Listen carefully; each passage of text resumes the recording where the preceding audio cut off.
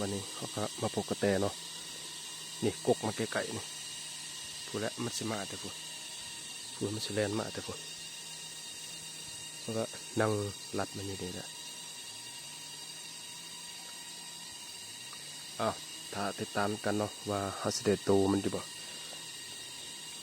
พูดแล้วซ้ายมันสิมาพูดนี่ก็อยู่แคมให้แคมส่วนนั่นนี่แหละเห็นหอยมันกินนี่แถวลุม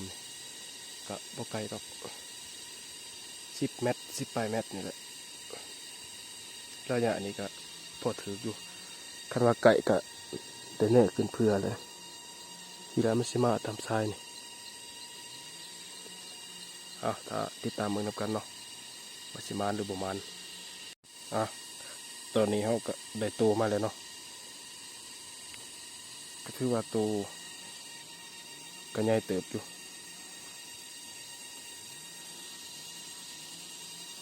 ห้องนี้ใส่ติดหัวเนาะนี่ใส่หมกแก้มเลยมีรุมหู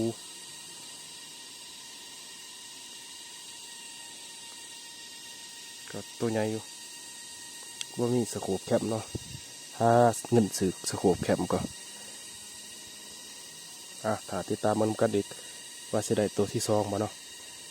นี่ก็4 โมงปลายเลยถ้า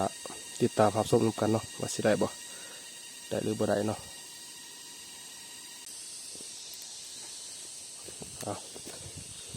ถ้าเบิ่งสิมีตัวที่3อีกบ่เนาะ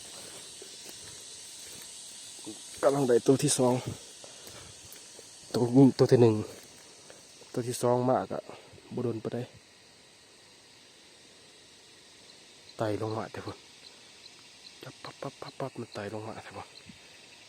ไปอยู่มาคอนแต่พุ่นถ้าติดตามกันเนาะตัวที่3สิโผล่มาอีกบ่ตอนนี้เขาก็อีกตัวที่2เนาะนี่ถือว่า18 เมตรพี่อยู่ในคอนตัวที่2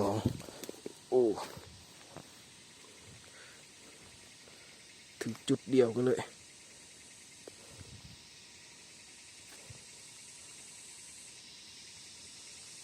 ถึงจุดเดียวกันเลยตัวที่2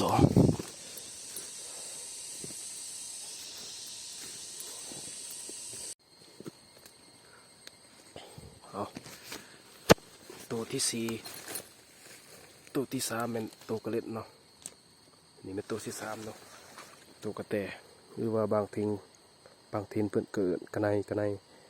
แท้เขตเท่าอื่นกระแตเนาะ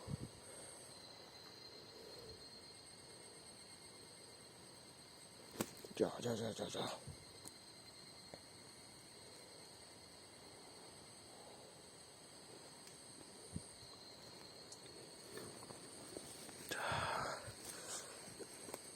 สิได้แต่บ่มีสโคปแคมเนาะ